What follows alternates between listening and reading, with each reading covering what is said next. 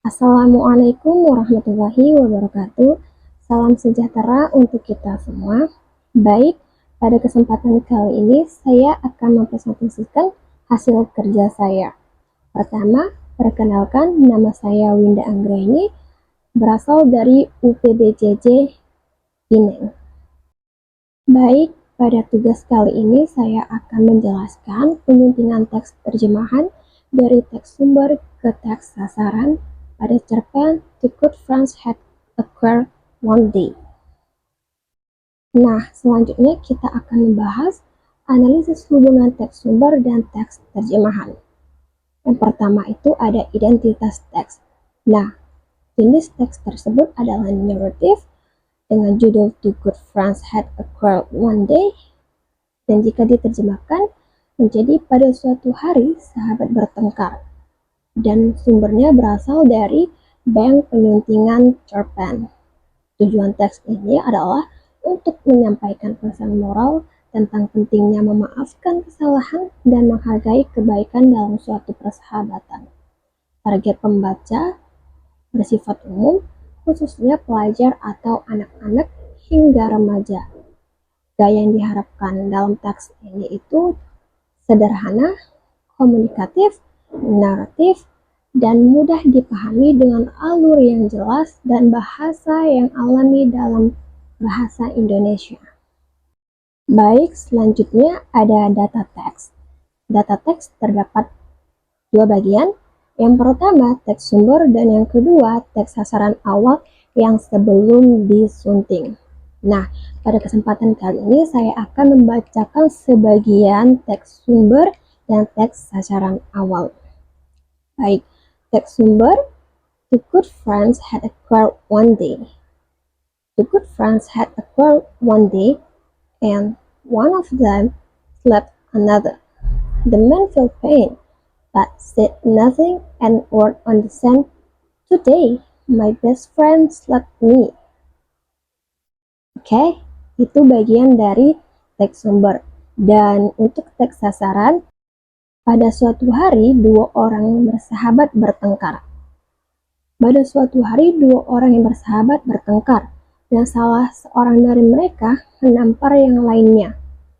Temannya itu kesakitan, tetapi diam dan menulis di atas pasir, "Hari ini teman baikku menamparku." Baik, nah selanjutnya ini kita akan membahas tentang analisis masalah pada bahasa terjemahan sebelum diedit. Yang pertama ada ejaan dan tanda baca. Nah, pada teks terjemahan sebelum diedit ini terdapat penggunaan tanda petik dan koma belum konsisten sesuai kaidah PUEBI, terutama pada kalimat langsung. Dan terdapat kesalahan penulisan kata, misalnya angina yang seharusnya angin. Yang kedua, tata bahasa atau struktur kalimat. Nah, beberapa kalimat terlalu panjang dan berbelit sehingga perlu disederhanakan agar lebih mudah dipahami. Selanjutnya terdapat struktur kalimat yang masih terpengaruh bahasa sumber atau literal, misalnya penggunaan frasa yang kurang alami dalam bahasa Indonesia. Contohnya yang terdapat itu, mereka bermaksud untuk berenang ke dalam mata air. Dan jika diperbaiki atau disunting, itu menjadi memutuskan untuk berenang di sana. Alasannya kenapa? Karena kalimat bermaksud di sini terasa kaku dan tidak alami. Setelah disunting menjadi kata memutuskan, dan di sana teks terjemahan terasa lebih alami. Baik, selanjutnya diksi dan register. Nah, pada bahasa terjemahan sebelum diedit ini, pada kalimat mereka bermaksud untuk berenang ke dalam mata air, menjadi memutuskan untuk berenang di sana. Alasannya karena kalimat bermaksud di sini terasa kaku dan tidak alami, setelah disunting menjadi kata memutuskan, dan di sana teks terjemahan terasa menjadi lebih alami. Selanjutnya, menulis di atas batu. Menulis di atas batu ini kurang tepat secara semantik karena menulis di atas batu lebih cocok jika digantikan dengan kata mengukir di atas batu karena mengukir lebih sesuai konteks dalam kata menulis di dalam teori semantik. Baik, selanjutnya itu ada kejelasan, kohesi, dan koherensi. Nah, kurang dalam teks terjemahan ini, kurangnya kata penghubung atau konjungsi seperti kemudian, setelah, maka, dan tiba-tiba yang membuat alur cerita kurang mengalir. Yang kedua, terdapat pengulangan kalimat yang tidak perlu sehingga mengganggu kejelasan dan efektivitas teks. Contoh kalimatnya, when he regained consciousness, he wrote on the stone, "Today, my best friend saved my life." Dalam teks sumber kalimat ini muncul 2 kali. Jadi, dalam target terjemahan yang sudah disunting, ditulis 1 kali saja, agar meningkatkan kejelasan teks terjemahan. Baik, yang terakhir itu ada konsistensi istilah atau gaya, nama tokoh, sapaan, istilah budaya. Nah, dalam teks terjemahan yang belum disunting ini, terdapat ketidakkonsistenan penggunaan istilah seperti teman, sahabat, dan laki-laki untuk merujuk tokoh yang sama. Dan yang kedua, gaya bahasa belum sepenuhnya konsisten, kadang formal, kadang kurang formal, sehingga perlu diseragamkan agar lebih padu. Contohnya, namun ketika seseorang melakukan kebaikan kepada kita, kita harus mengukirnya di atas batu, sehingga dengan demikian angin tidak dapat menghapusnya.